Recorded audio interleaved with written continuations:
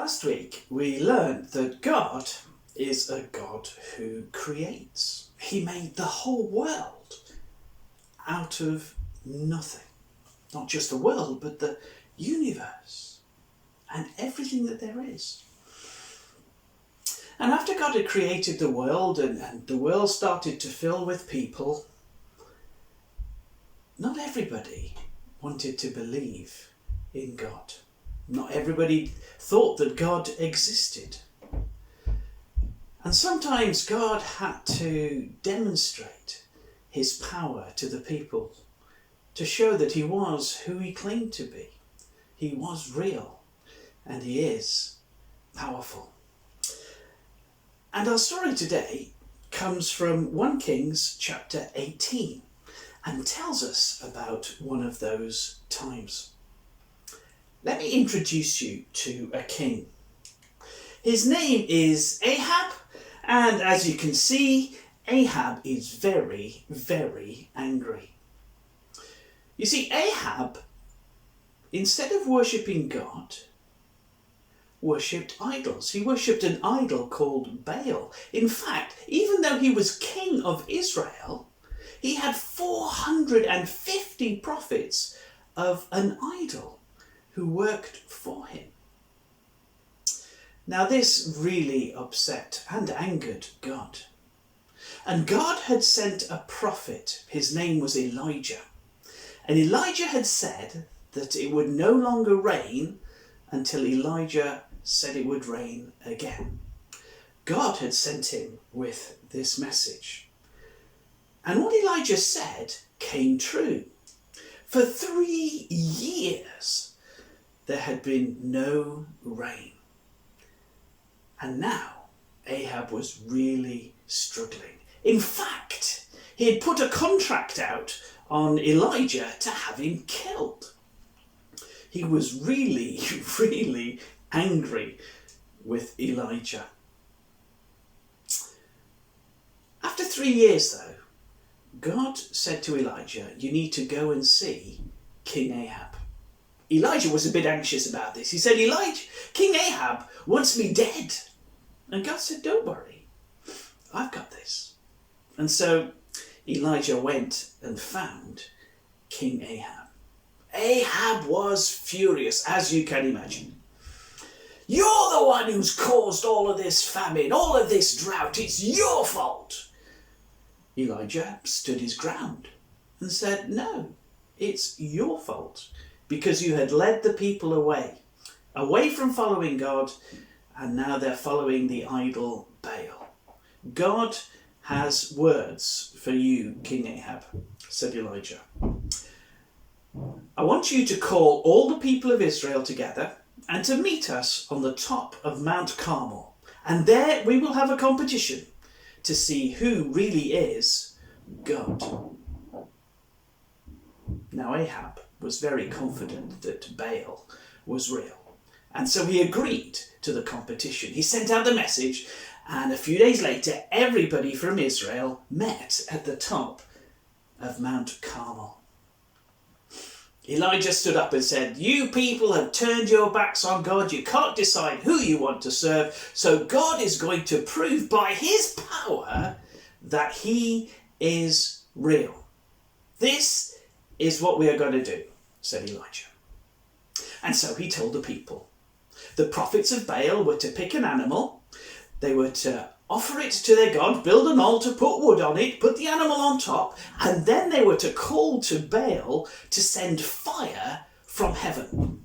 Elijah would do the same, and whoever sent fire from heaven was obviously real. The real, powerful God. Ahab felt very, very smug. You see, Baal was the god of thunder and lightning. This was an easy thing for him. Elijah let the prophets of Baal go first. So they built their altar, they put their animal on it, and they started to sing and to dance. And they asked Baal to send fire from heaven. They started early in the morning. Nothing happened. So they started to dance and to sing and to sing and to dance, and they danced louder, more vigorously, sorry. They shouted louder and still nothing happened. It got to lunchtime and Elijah decided to have a bit of fun. Maybe your God Baal, and here he is, see the big B on his t-shirt. Maybe he's out playing. You ought to sing and dance a little bit louder. And so they did, but no fire from heaven. Maybe your God Baal has gone on holiday. You really ought to make some noise. So they did. They danced and they sang and they sang and they danced and nothing happened. Elijah was having a ball. Maybe he's gone to sleep. You better really make some noise. And they did. They danced and they sang and they sang and they danced and they sang and they danced and they ran out of energy. And by the time of the evening sacrifice, it was obvious to everybody there was no fire from heaven. Baal and his 450 prophets had failed. Elijah stepped forward and he called all the people to him. And he said, listen, all I'm going to do is ask God to send fire from heaven. But first, he said, I need to build my altar. And the people listened and said, yeah, fair enough. And so Elijah built his altar. 12 stones. He cut the wood, he put the animal on it, and then it went as though, or it seemed as though, he'd gone mad. Because he asked people to go down to the bottom of the mountain, collect 4 jars of water and pour them all over the altar. The stones and the wood and the offering were soaking wet. Elijah dug a trench around the altar and he said, go fill some more water up. And they did it 3 times until everything was soaking wet and the trench was full of water. The Israelites thought, there's no way that'll ever catch light.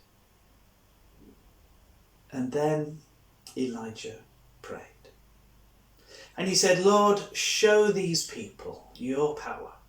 Prove to them that you are the true and living God. And when he had finished, there was one of those pauses. Would God answer? Was he a fake too? When suddenly, out of the sky, a ball of fire thundered down. It hit Elijah's altar and it burned up the offering. It burned up the wood. It burned up the very stones and licked up the water until there was nothing left but a smoking pit. There was a stunned silence. God had demonstrated his amazing power by sending fire from heaven. Suddenly, the Israelites started to chant, "The Lord, He is God! The Lord, He is God! The Lord, He is God! A God of power." God had demonstrated He was real. He was powerful. You know, today, people are much the same. They don't want to believe that God is real or that God is powerful. And yet God has demonstrated in a wonderful way His amazing love and His power by sending His Son Jesus into this world. And when we look at Him, we can see God in all his love, his compassion, and his power.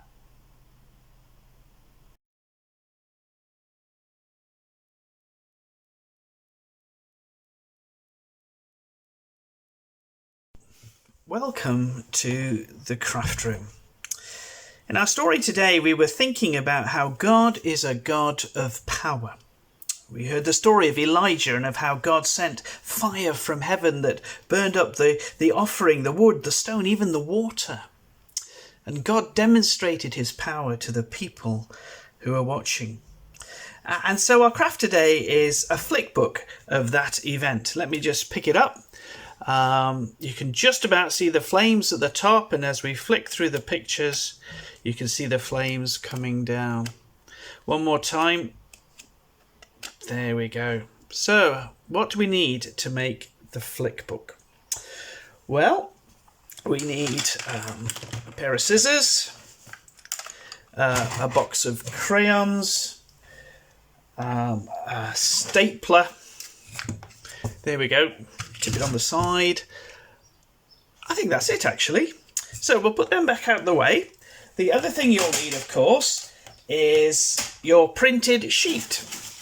Now, you should be able to have downloaded one of these. It's got 8 pictures of the story. So what we have to do next is we have to cut it up and colour it in. Now, I'm sure you're clever enough to know how to cut up and colour in, so you just cut along the lines and you colour in the picture. Here's some that I've done already, all carefully cut up and coloured in, and I'll just put them out so you can see them. So that's what you should start with, or when you're finished colouring, that's what it should look like. Now, the trick to putting this together is there are numbers in the corners of the pictures. That's to help you out. Okay, so what you do is you start with number 8. Okay, put that down first. Number 7. Number 6, that's there. Then number 5, 4, 3, 2, 1. If you do it in the other order, of course, it'll be backwards. Now, stack your pictures into a square and make sure it's flat on the end, this end, away from the bare sections, and do that. Okay, so once you've done that, just tip it a little bit so it'll angle the cards just a tiny bit so you can get to them. And then you get the stapler and you very carefully put 2 staples in. 1, 2. They look a bit wonky, don't they? But anyway, I'm sure your stapler will work better. And then we'll have a go, and look at that, the flames come down. So there's your Elijah flick book. Remember, God is a God of power. He sent fire from heaven to demonstrate who he was and how powerful he is. I hope you enjoy the craft.